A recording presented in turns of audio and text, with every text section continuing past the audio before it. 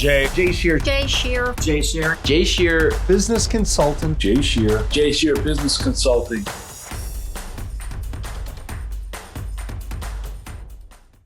Welcome. I'm Jay Shear with Jay Shear Business Consulting. We build solid foundations for service-based businesses to grow and scale and achieve the results and success they deserve. And you've joined Business Minds Coffee Chat. Jeff Bezos said, "We see our customers as invited guests to a party, and we are the hosts. It's our job every day to make every important aspect of the customer experience a little bit better." Maya Angelou said, "I've learned that people will forget what you said, people will forget what you did, but people will never forget how you made them feel." Both quotes are fitting for our conversation today. On this episode, we're going to talk about delivering extraordinary customer experiences, future-proofing your relationships and your business, challenging assumptions, why we should stop saying no, and more. Our guest is a husband and father, one of the most in-demand customer experience speakers and consultants in the world, and author of 5 books, including his latest, The Morning Huddle. His insights have been featured on thousands of media outlets, and his list of clients reads like a who's who of the most well-known brands. Please welcome the man who's helping us have powerful conversations that wake us up, shake us up, and win more business, David Avrin. David, thank you so much for being here. It is wonderful to see you. Thank you, my friend. It's great to be here. You know, I'm used to being on these podcasts where I'm the guy with the resonant deep voice. And I think I have met my match, and I think I bow to your resonance. Oh, I'm honored, and I love sharing the stage with those who have incredible voices. And Yeah, I always thank like you. to say, and I'm sure you've heard this before, but I have a face for radio, so it makes sense that I use my voice in a format like this. And you've got an amazing voice, so thank you. You're great. We're both scruffy guys, so happy to have a conversation. Let's talk about it. Yeah, let's do it. So I'd love to jump right in. And I tell you what, what I would love for us to do is let's wind the clock back a bit and take us back to where your story begins. And what were some of the early experiences that shaped who you are today and the work that you're doing today? You know, I've been one of these guys who sort of spent my life on stage. So that was sort of the venue. Early on, it was theater in college and music, and I sang with an acapella group for a lot of years. We had CDs. We opened for Ray Charles, and not only did I have a mullet, I had a permed mullet. That's how 80s I was. My kids are like, "Dad, don't sing in the car." I'm like, you guys, people used to want Daddy's autograph. Yeah, whatever, Dad. But my career was in marketing, and I spent 20 years. I worked on the corporate side. I had my own agency, and we help craft the words that help differentiate our clients and build brands.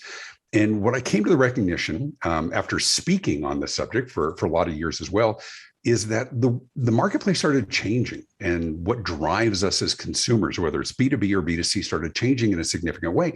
And while what we say about ourselves is certainly important, it became clear that it was far less impactful than what other people said about us. And so even after a decade of speaking on marketing and branding, and once again, helping organizations craft effective messaging, I made a profound shift in my business about 5 years ago, and started doing some research, informally and formally, about what really led to my most recent book before the current one, which was Why Customers Leave. And so that book, Why Customers Leave and How to Win Them Back, is now in 5 languages. And I was pleased and surprised at how well it resonated, because for me, it was just a rant. You know, my qualifications is that I am your customer. Like I said, whether it's B2B or B2C, and the world has changed, and how and why we buy and why we stay has changed because our expectations have changed. And of course, during COVID, much of that has been accelerated, what has long been predicted. So my career today is as a speaker, as a consultant, and an author, and helping organizations become remarkably easy to do business with. because that today I think is a far more effective differentiator than clever slogans or jingles, and all of that. Not unimportant, but today, boy, the world has changed. Yeah, it truly has. And we're going to definitely delve more deeply into this. And I will share this with you. This topic, I'm so excited about the conversation and having the conversation specifically with you because of your expertise and your knowledge. But this is an area that is so important to me and obviously important to so many businesses. But it's an area that has resonated with me for so many years because of there were so many not great experiences that I've had dealing with companies, right? So I was always paying attention to that. And part of what I do today is working with businesses and helping them create better experiences for themselves and better experiences for their coworkers and for their customers. So let's talk about how the world has changed and some of those experiences that you've actually had, that you've seen businesses do that just leave you shaking your head and wondering, why do they do it that way? And there has to be a better way. Right. Well, and here's what's interesting is I don't think it's as much about customer service. I think, my God, we've been talking about this for 40 years. I think we either get it or we don't. We know those old maxims of, oh, if you see a crumbled piece of paper on the floor, whose job is it to pick it up? It's everyone. We know that. We know to treat people well and to smile. The experience is different. The experience is, how do we experience doing business with the companies that we do business with and the ones that we choose? And that has changed. Our methodology has changed in such a significant way. And yeah, the frustrations are huge. I was talking to somebody else and they said, if we've been talking about it for 40 years, how could it possibly be getting worse? And the reality is, it is getting worse. But there's a really clear reason why. And I talked about this in my new book, The Morning Huddle. The reason is, there are so many things out of our control, right? We can't control the economy. We can't control pandemics or our competitors or technology. So we try to control what we can. So we hear a lot about the customer journey. And the customer journey is created by organizations to sort of better predict that customer path and be able to smooth that process, right? Here's how they learn about us, or search and learn and reach out and communicate and inquire and purchase and customize and pay and deliver and install, or whatever your business model is, right? And that whole process that we create, it works. And where it doesn't work, we tweak it. And at the end, it has to be profitable, because if we can have a greater sense of predictability of our customers' behavior and purchasing habits, and we can have greater predictability in terms of revenue and cash flow. Mm-hmm. And we can plan for that, and we can hire for that. Here's the problem. The problem is, your customers have never read your employee manual. They don't know how they're supposed to do it. They just know how they want to do it. And so what we get is organizations who are fairly and becoming increasingly rigid in what they do and what they say no to. And they're very adverse to anybody who wants to circumvent that. Right? What's that line in The Incredibles? There's that great scene where Mr. Incredible is working at a desk and his boss is this little guy, and he's like, "What's happening? They've permeated the bureaucracy," or something. And we get so frustrated when people want to do it their way. But guess what? Everybody wants to do it their way. And so we find ourselves saying no to things that we shouldn't. And I think if we learned anything during COVID, as we look at alternative revenue sources or alternate models, or the P word, of course, is that we've learned that we are really entering an age that will require an extraordinary level of flexibility and accommodation. So let's give a couple of real world examples. So in what you do, just in everyday dealing with different businesses, give us an example of one that you've run into where there wasn't a lot of flexibility. Here's one that we all reach. Yeah, we hear this all the time. You're at a restaurant, young woman's there with her girlfriends, and they're having a great lunch, and she orders a chicken Caesar salad and says, "Can I get shrimp instead of chicken?" And the waiter says, "Oh, I'm sorry, no menu substitutions." Why? You know why? Because they don't want to figure it out. My God, it's a different protein. Throw it on there, charge her a couple of bucks. She would be thrilled. We love that. What's the alternative? The alternative is she leaves unimpressed and she never comes back. You've lost the lifetime value of that customer. What would have been a simple accommodation, or worse yet, and this, Jay, is why this is more important today than it ever has been. Worse yet, she goes online and she Yes. trashes you, because the ramifications of underperformance today are profound. Like never, we grew up in business, and I think you and I are probably close to the same age. Everybody in business heard some version of what we used to call guest relations philosophy. And here's how it goes. Everybody's heard some version of this.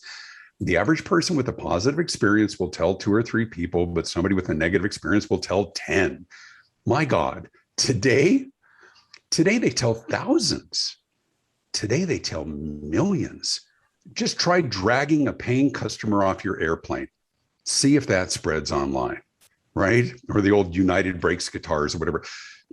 And the other thing is there's no truth detector, right? We got to do business today as if our customers are aiming a gun, metaphorically, at all of us. We've got to do business today as if every one of our customers is armed with a video camera, because they are. They are, Absolutely. right? And so part of the lessons that I teach, and many of us who are all in the same realm, is eliminating those points of friction, eliminating those frustrations. And first and foremost, we have to stop knee-jerk saying no to things. We have to be able to ask, I don't know, could we do that? Maybe we could. Because here's the pushback that we get. The pushback is, if we do it for you, we got to do it for everybody. And it's so lazy. And the reality is, no, you don't. You don't have to do it for everybody, because most people won't ask for a special accommodation. Most people aren't there during that particular encounter. We have to empower our people to find ways to say yes. And sometimes the answer is no, right? This whole customer's always right. It's not true. We know that. Sometimes it's a hard no. If you have a vegan restaurant and somebody wants a buffalo burger, sorry, dude, it's a hard no. But here's the magic phrase. And this is what I work with my clients and others. Even if you can't, you find a way to say yes. And even if you can't, offer an alternative. Here's the magic phrase. Let me tell you what I can do. That alone is enough to disarm those who are frustrated, who think we're being rigid, because most companies are being rigid. So back to your question, I think the number one thing is that we're kind of rigid. We've created a path, and we just say no to things that aren't part of that. And the real opportunities moving forward is finding creative ways to accommodate those who need it. Doesn't mean we can stop a major manufacturing effort for a one-off. I get that. But can we create partnerships? Can we look for alternatives? Can we create a concierge level service at a higher payment option that allows people to skip the line? And we're seeing some really creative alternatives and methodologies to help people get what they want quicker because of COVID. In many ways, it's sort of accelerated 10 years worth of technological advances into a year. I have my groceries delivered. I would never have done this. It's freaking awesome. And it's one of the things that's not going back because we like it. Yeah, so true. So I would love it if we could talk about strategies and some tactical things that, let's say, a small business could put into practice. So let's say, and I want to pull in the Morning Huddle, because I think this is such a powerful area where change can take place. The kinds of conversations that business owners should be having with their team members when it comes to being a bit more flexible. And I mean, you made a very powerful statement. Here's what I can do, right? So let's talk about what businesses, what those conversations can look like, what they should be talking about. And so let's kind of walk through some of those scenarios. Well, there's a couple of things. Number one is just the whole idea of I'm always a believer that the answers are in the room. For small business owners, for almost of any size, you've already hired brilliant people. You chose them, tap them, crowdsource them, putting conversation on the calendar. We know that some of the best conversations, it's the serendipity of the unexpected conversation in the hallway. We've lost a lot of that during COVID as people have worked virtually. We try to be more effective with the time, but what's lost is somebody knocking on a doorway and saying, Carol, do you have a quick second? Right? It's sitting in the break room and those conversations and those ideas. So that's part of it, is let's bring up the hard issues. Let's create space for those conversations. The second part is, what are you not hearing? What's happening on the front line? what's happening, what requests are being given to you as a company that we have to say no to? Are those being passed up the chain of command so that we understand, is there sufficient demand to maybe explore? Maybe we can offer that. Maybe we can expand our services. I'll give you a quick example. So a couple of weeks ago, there was a podcasting company. It was actually really cool. I'm a t-shirt guy when I'm not working. It was a cool podcaster t-shirt. So I went on the site to buy it, and I looked for a double XL. I'm 6'3".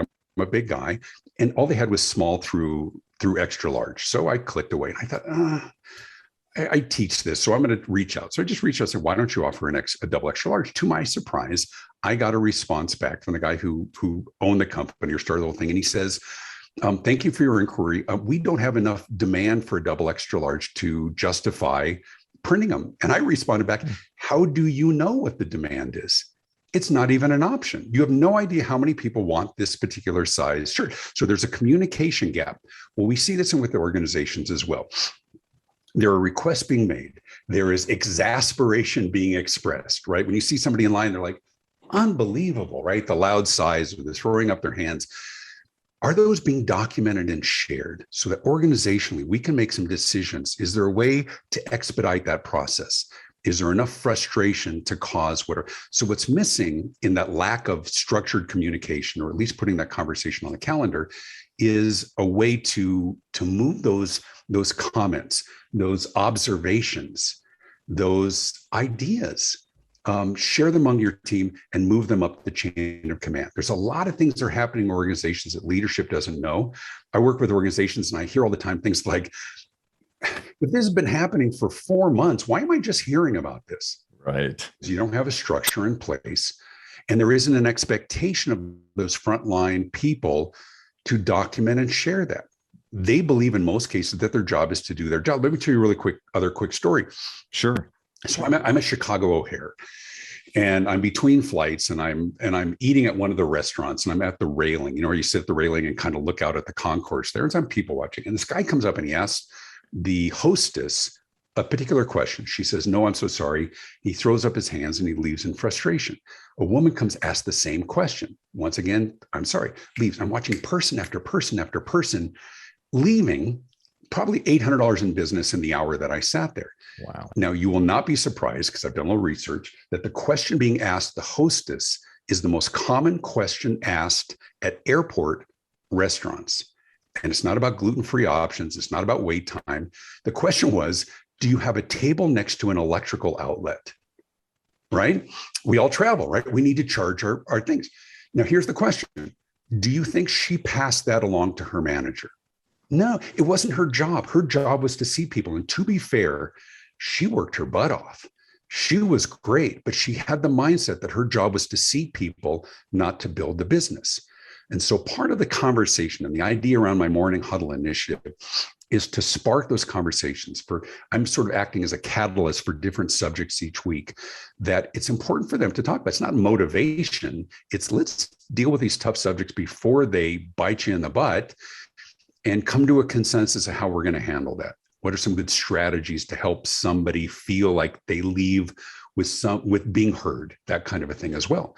And so part of it is just the importance of creating structure to hear things, but also to bring to the forefront some challenging issues that other people might have that didn't. I mean, somebody say, what do you think about this? Oh, I probably get asked that 4 times a week. Why do I not know that? We don't know that because there isn't a structure for that. That just, it amazes me that sort of thing happens, and it's widespread, unfortunately. I mean, you've given some really good examples, and obviously Absolutely. There's hundreds of other examples that are. And I don't mean to give all like restaurant examples, but those are ones that we all have in common, that we've all experienced.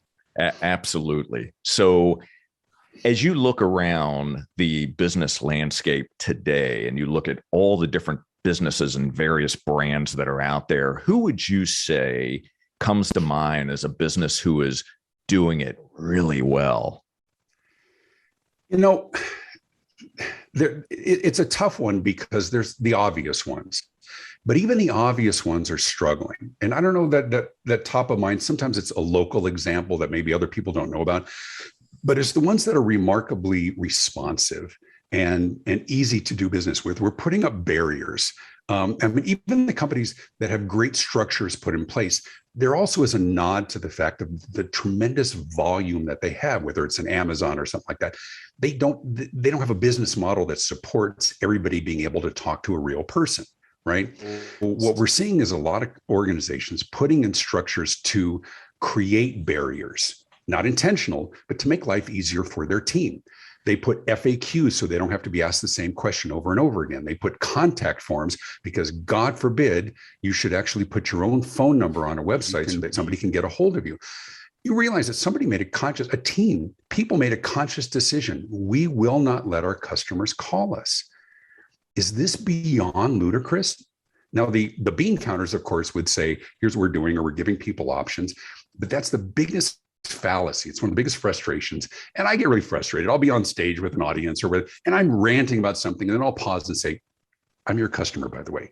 And then I'll go back into the rant of realizing this is what they're feeling behind the scenes. And so there's, I think, a lot of organizations that do certain things right, but I think universally we're seeing a very disturbing trend, which is towards AI and chatbots, bot short for robot, of course, which is just an electronic FAQ. But and then putting up barriers to talk to real people. Now, they will pay lip service to the fact that, no, we give people options. But and everybody knows who's listening, that when you're on hold and you get a message that's encouraging you to go to their website over and over and over again, that's not choices, that's social engineering. When I pull in with my shopping cart at Walmart and it's overflowing and the manager tries to direct me to self-checkout, I look at him saying, oh, sorry, I don't work here. Right. And I'm not trying to be demeaning. I suck at this. Every item is an unexpected item in the bagging area. They could do in 5 minutes what takes me 45 minutes. But what they'll say is, we're giving people choices, but it's not a choice. When you have one staff checkout lane and 8 carts deep and 28 self-checkout lanes, that's social engineering. So one of the trends that we're seeing is a lot of organizations and businesses, I don't mean to always say organizations, businesses, small enough, who try to push you to do things the way they want you to do it. It goes back to that customer path. But they're also offloading in the interest of convenience that we're doing things that they used to do, right? There's that great scene in Back to the Future where Marty McFly is in the town center and that car pulls into the gas station and it's immediately attacked by 4 people. One of them checks the oil. One of them lifts the hood and is checking the, whatever. And somebody's washing the windshield. Another person's pumping the gas. And we laugh because that was every day when we were kids. Now, of course, we do it ourselves. We go to the airport and we have to tag our own bags. We go to grocery store and now understand, it sounds like first world problems, but it adds up. And so when you go to the doctor's office and they hand you the iPad or the electronic thing for you to fill out so that they don't have to enter all your information, you're really offloading that task to the person with a bleeding head wound so that your receptionist doesn't have to put that in. It's getting ludicrous. And I think we're going to see the pendulum swing back. I think we're going to get enough pushback. I think there is the point of the law of diminishing return, where people are going to go to the grocery store. My wife she loves to do self-checkout. I hate it. And the alternative for some people, the bean counters love it because they just saved all this money on staffing. But at some point, it's going to become so inconvenient that we are looking for alternatives. And so I don't know that I answer your question in terms of who's doing it well, but I think we see examples of it. And I think the criteria that we're looking today is that ease of use, because as organizations, we have always believed that our competitive advantage, and I've spoken to over 500 CEO roundtable groups, and I go around there, what's your competitive advantage? And they always come back to, at the end of the day, it's about our quality, or it's our people. And I'm like, really? Do they not bear a striking resemblance to the people who work for your competitors? You stop pretending and thinking that our people are a competitive advantage. People work everywhere. We believe it's our quality and commitment and caring and trust and people. We've been talking about that for 30 years. But here's what the research shows today. Customers today are prioritizing speed and flexibility and accommodation and convenience. We talk about quality. They talk about speed. My colleague Sally Hogshead talks about fascination, and she's got a great line. She says, today, different is better than better. In my version of it today, faster is better than better. Convenient is better than better. Not that being good at what you do is unimportant. It's the entry fee. I mean, that just gives you permission to do business in the marketplace. But today, who can get it to me faster? We assume everybody's good. Who says yes when other people say no? And so it's been a remarkable change. But I will tell you, as consumers, it's pretty great because we have a whole new slew of options and conveniences than we've ever had before. And even if you're B2B, the people you're dealing with are consumers just like you are. And it's changed. This time is changing us. It's changing our expectations. I ask all the time, does anybody notice that your customers or clients are a little more impatient, a little more demanding? We all are. And that's why. Well, you've definitely brought up some very powerful points and some things for all of us to think about as we look at our own businesses, the way that we conduct business, the way that we engage with our customers. And then on the flip side of that, as a customer of another business, as we pay attention to those things that we are looking for, the speed, the convenience, et cetera, we have to take that information and look at ways to apply that in our own business, right? Now, you mentioned something toward the beginning of this conversation about removing friction. And as you were giving the example of purchasing online, let's say, and you have to fill out or read the FAQ, you have to fill out the contact us form, all of those different things that we have to do. That's friction, right? That's adding more friction. Now, for those businesses that would push back and argue and say that, well, our ideal customer, let's say the demographic is a younger age group who are, this is all they know, right? They're used to buying online like this. They're used to filling out, going from this form to this form, and they're very quick about it, right? For those that would push back and say that to you, how would you respond to them? Well, I respond to that all the time. And you do this work as well. And we get that. First of all, very few companies are only dealing with one particular demographic. Same thing in the workplace. We've got younger workers, we've got older workers. The point is options. The point is, yes, a lot of millennials and others like to do things digitally. And that's inevitable. I mean, we're seeing some wonderful advancements that make that very simple. That's why the whole growth of UX, right? The user experience. But here's the challenge, and here's how I would respond, is you have to give your customers an off-ramp. And that off-ramp is an option to opt out of the do-it-yourself. There's certain things we love to do ourselves. I love to get a check after a speaking gig and sit in the back of the Uber and take a picture of it and deposit it.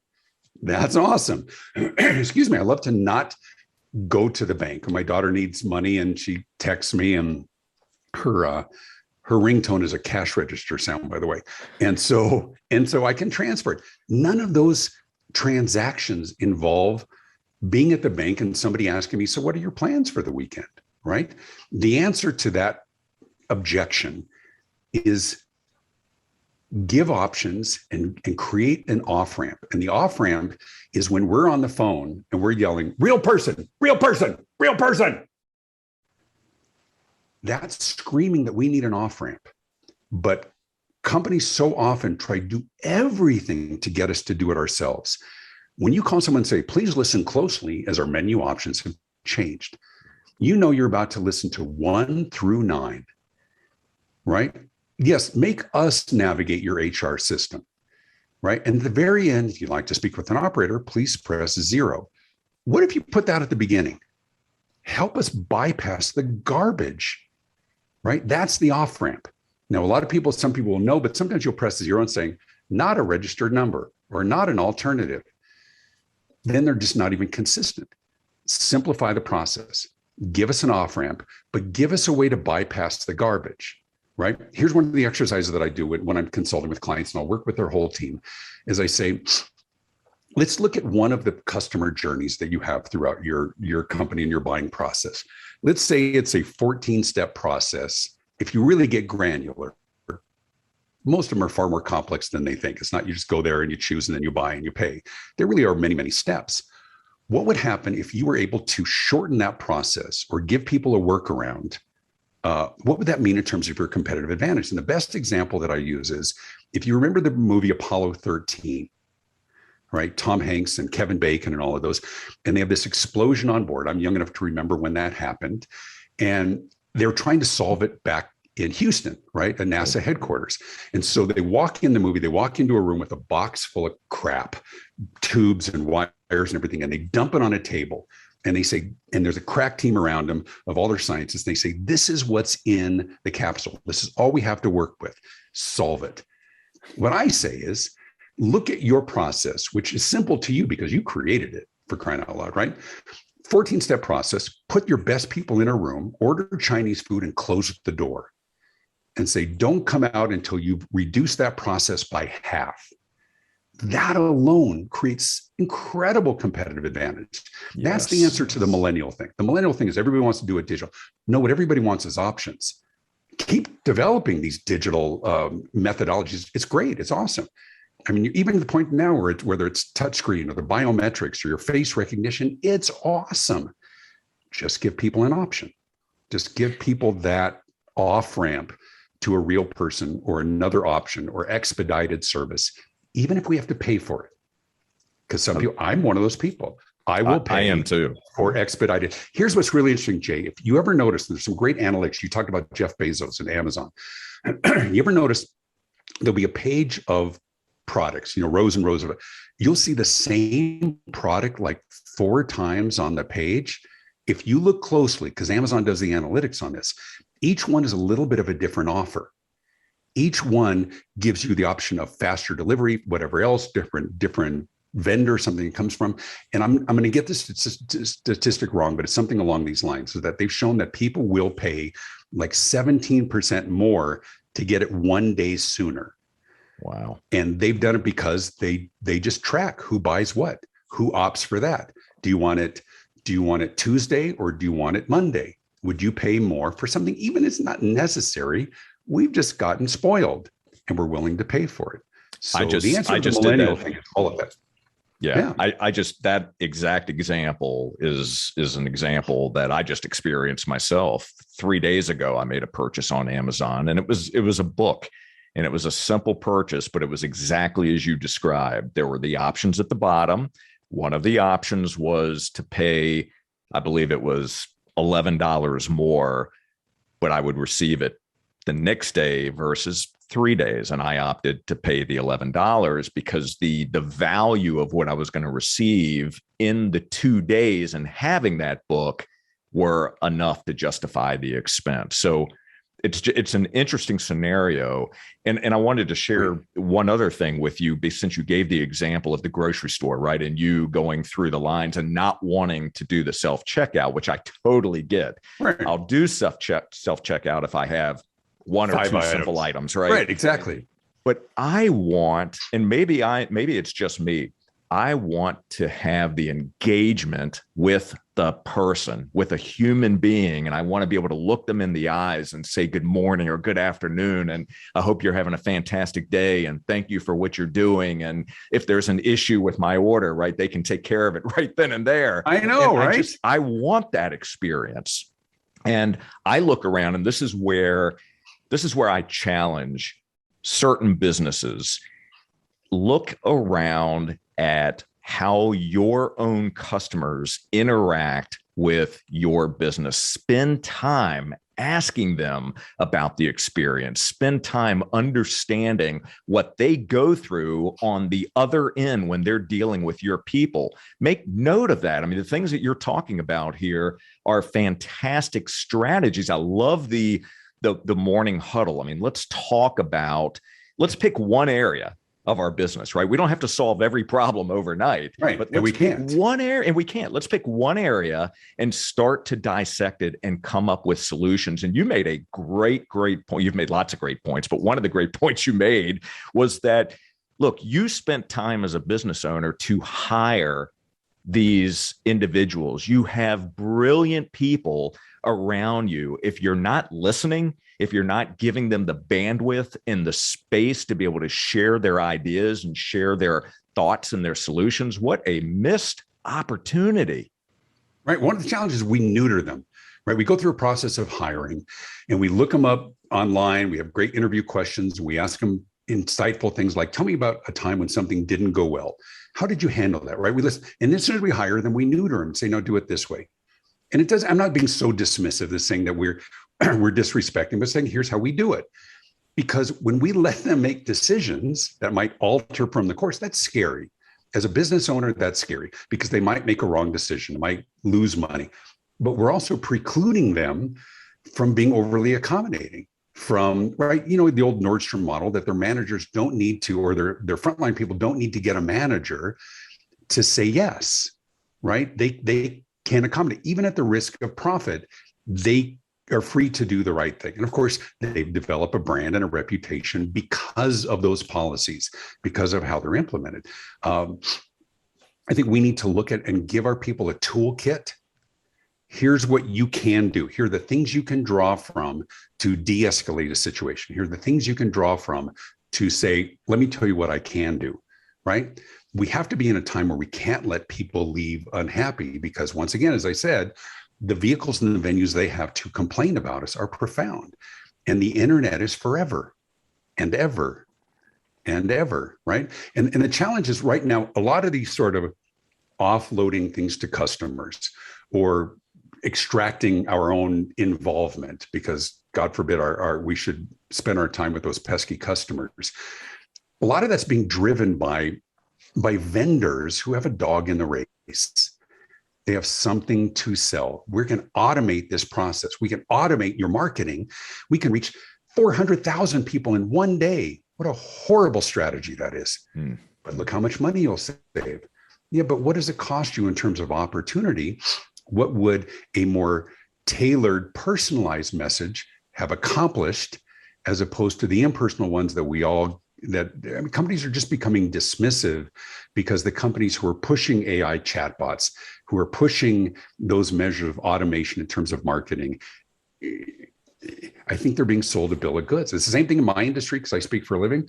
There's no shortage of companies that are pushing virtual hybrid models. That's the future. I don't know. I mean, I think there'll always be a measure of virtual, but I think it's a reasonable accommodation. We have to be in the same room.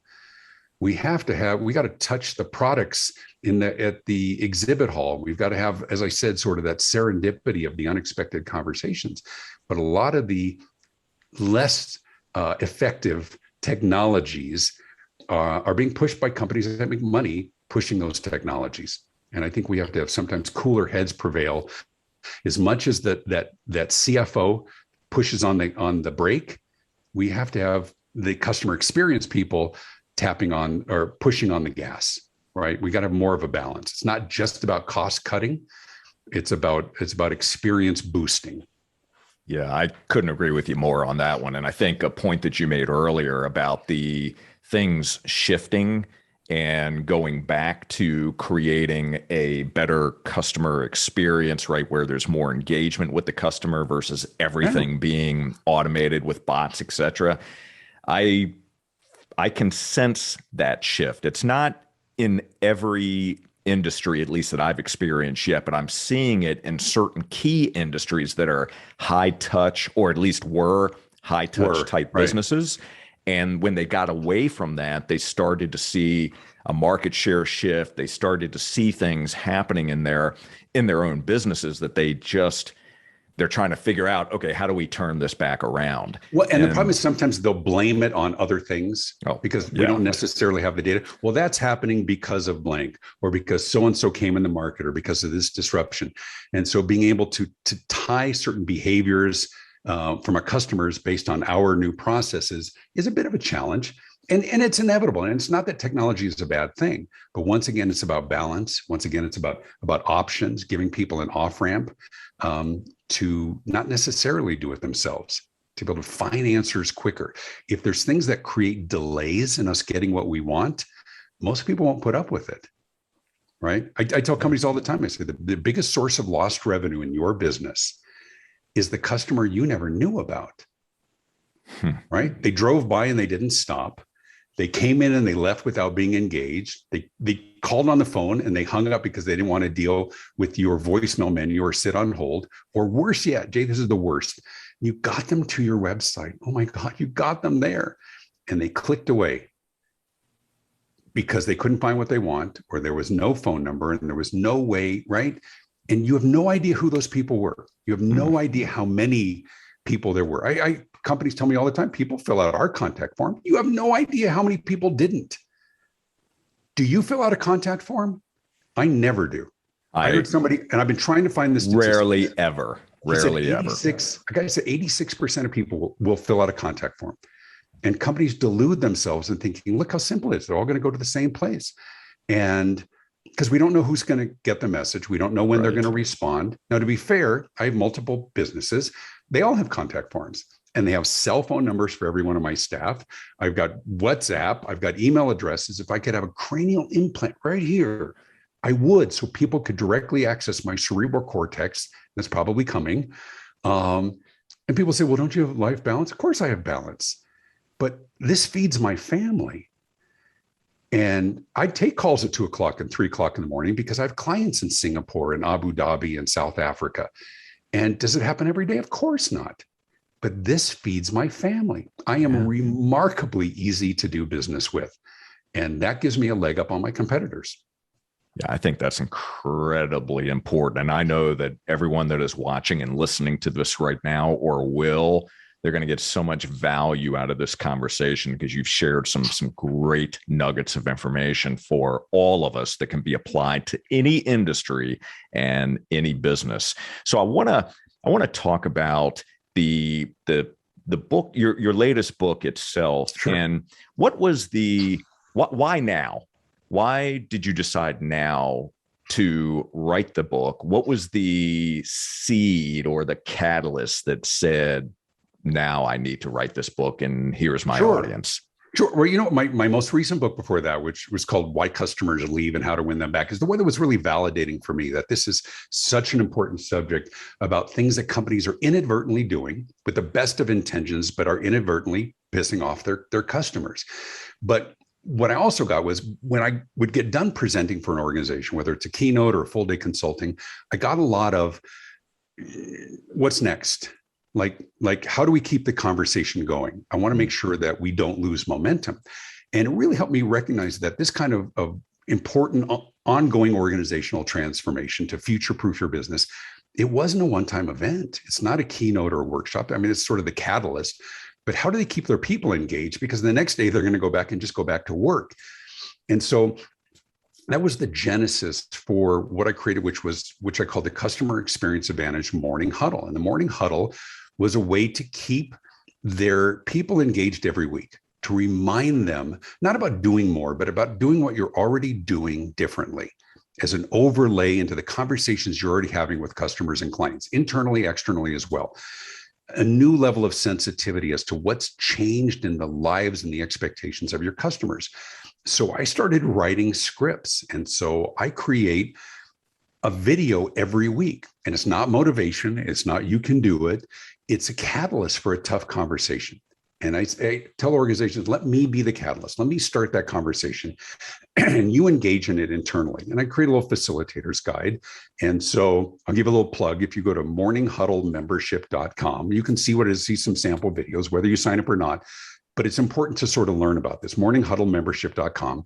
And what I do is I create like a 7-8 minute video that's saying, let me challenge you on something. Let me tell you a little story that gives it context and challenge you to have a conversation. So one of the companies, and we're in 4 languages now around the world, but one of the companies I was talking to and sort of went in on one of their meetings like once a quarter.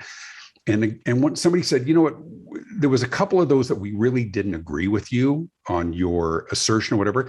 And I said, that's okay. You don't need to agree with me, but you do need to agree with each other. And the point of this is to spark that conversation. Decide as a team, decide as an organization, an industry. Here's what we believe. Here's what we think is feasible and preferable in terms of our customers.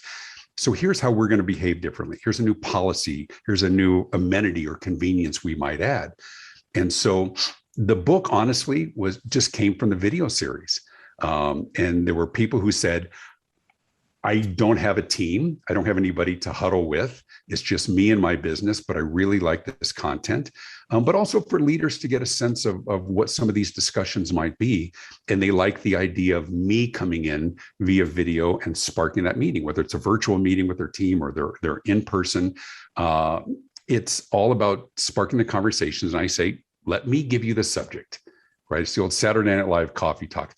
Talk amongst yourselves. I'll give you the subject, right?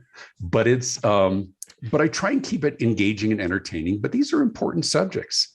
Are we throwing coworkers under the bus by saying, "Oh, I'm so sorry, somebody at shipping screwed that up. Let me fix." Right now, you look good, and somebody else in your business looks bad. How often are we saying no? What are the conversations that we're having? Do we sometimes make things weird because we're trying to build a relationship with our customers and we think they believe what we believe because of some comment, and so we say something political or whatever else, and we just made it weird, right? What are the lines that we don't cross? And so the idea of the Morning Huddle was to spark those conversations, and I took those scripts and modified them for the book, and I created this great compilation, which is the new book, which is called the Morning Huddle. As you had said before, it's these challenging conversations to wake you up and shake you up and win more business. Love it. It's such a great conversation piece, and it's so important for us to have these kinds of conversations and make sure that we are sparking these amongst our coworkers, our team members, et cetera, at each of our businesses. So obviously I would encourage everyone to check out not only the book, but go to the website. We'll link to all that in the show notes clearly. What words would you use to describe yourself? Boy, what a great one. I think first and foremost, I'm a sappy dad. If anybody follows me on Facebook or otherwise, they see I gush over my wife and my children. To the core, I am the backyard barbecuing suburban, but now new empty nester, which is crazy. But I think the words for me is I'm emotional. I'm an advocate. I'm a teacher. I'm one of these people. I'm very fortunate that I'm doing what I should be doing, whether it's through a book or consulting or doing it on stage. And I've been on stage my whole life. But at the end of the day, I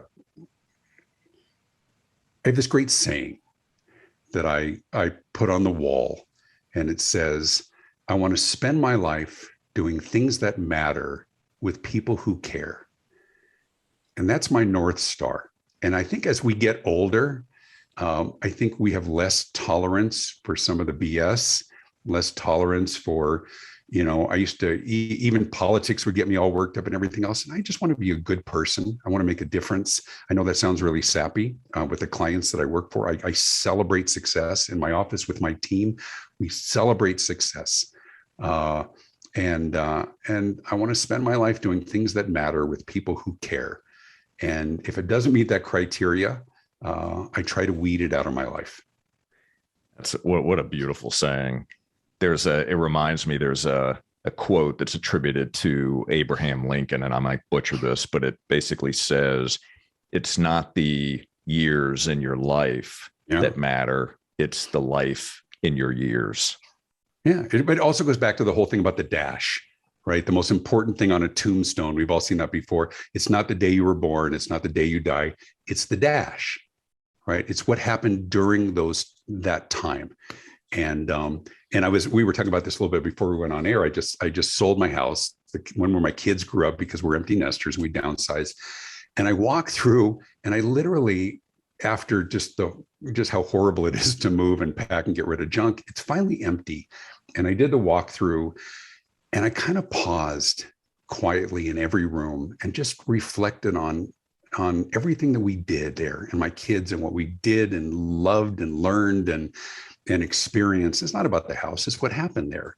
And I got a little bit emotional, and I said my goodbyes and I said my thank yous. But I think in business, as we turn it back, I think we spend a third of our life at work. And I think the relationships that we nurture with our coworkers and with our clients and others as well, I think selling stuff is not necessarily that complicated, but being able to leave at the end of the day knowing that you didn't just do well, but you did good. And I think from a customer experience perspective, I think it fits perfectly in that. Can we make life easier for the people who choose us, who honor us with their business, with their hard-earned cash? Historically, we've been what we call product-centric. Product-centric is we're really good at what we do and we sell it to as many people as possible. That creates market share. Nothing wrong with that. That's how business is done. The real opportunity we're seeing today is moving from product-centric to customer-centric. And that doesn't mean customer focused. We're all customer focused. Customer-centric says something different. It says we're all good at what we do. We've taken care of that product-centric, but we understand our customers on such a deep level. We've taken the time to do that we can align how we do business and what we sell and how we sell in a way that makes their life great. Product-centric says how much stuff can we sell them? Customer-centric asks, how many ways can we enhance their life? And it's not being touchy-feely. We can enhance their life by getting what they need faster, by simplifying a process, by being one less frustration during their day. And I think the future holds great promise for businesses who do that part well, because that's who we'll choose in the end. There's no shortage of choices. Who makes our life better? It's not always about wow moments. A lot of our colleagues talk about how do we create wow moments. Most businesses they don't lend themselves to wow moments. If you sell an electronic component and clip that goes into a part in this microphone, somebody who makes this little knob, is not a wow moment. But being remarkably easy to do business with, that's great. That's great. That's a great experience. Beautiful. Love that. What overarching message would you like to leave our audience with? Well, I think the overarching, besides, I don't want to be repetitive, is that the world is changing and your customers are changing. And that's good news. It's bad news for those who are static and stoic and resistant, but it's great news for us who continue to ask the question, what's changed? What's different? How can I be of service profitably? It's just the recognition that futurists in my business, because I'm a keynote speaker and others, we used to have futurists who get on stage and they'd say, your children will grow up in a world, your grandchildren will grow. Nobody says that now, Jay. Now they say by this time next year, X and Y, right? Now those futurists are hipster little bastards with black t-shirts and jeans making twice what I make, but I digress. But the future, it's not what's going to happen in 20, 30 years. It's what's going to happen next year and the year after. And for me, I find that very exciting, and helping organizations future-proof their engagement model is how I feed my family. Wonderful. So before I ask my final question to you, you've already shared one link with us. Where can we go to connect? Where can we go to consume your amazing content? Thank you for saying that. You're very gracious. Well, you can find me online everywhere. It's David Avrin, Avrin, except on Instagram. It's the real David Avrin. That's a whole other catfish. But my website is just davidavrin.com. You can learn about my speaking and anything I can do to help. Feel free to reach out. Thank you for letting me give a quick plug. But yeah, just search me online at David Avrin, and I appreciate the time. What a great conversation. Outstanding. Well, we will certainly link to all of those in the show notes. So here is my final question, David. What's one of the greatest gifts that life has given you that you didn't realize at the time? What a great question.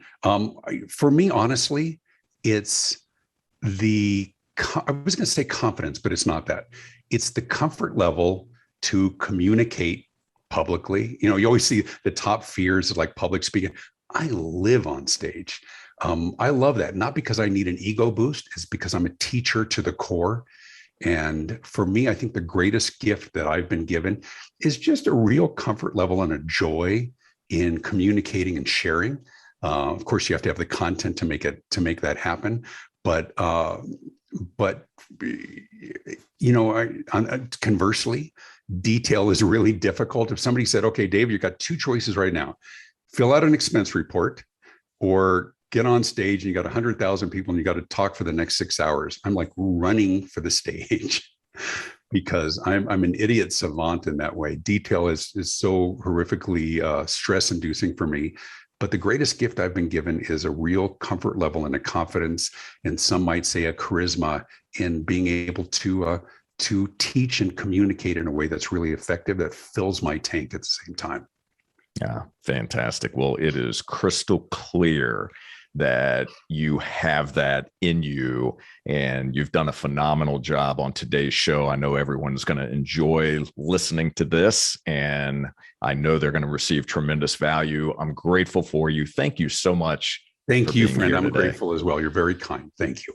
Absolutely. And for all of you, thank you so very much for watching and listening. And please take a moment to subscribe, rate, and leave us a review. We would leave love a comment. To hear. Leave a comment. Absolutely. Very important. We would love to hear one or two key takeaways from this episode. And to enjoy more episodes and to learn how Jay Shear Business Consulting can help your service-based business achieve better results, all you need to do is visit jayshearbusinessconsulting.com. And until next time, keep learning and growing. Go out, buy a copy of the Morning Huddle, read it, and apply the lessons learned. And we'll see you on the next Business Minds Coffee Chat. Take care. Jay Shear. Jay Shear. Jay Shear. Jay Shear. Business Consultant. Jay Shear. Jay Shear Business Consulting.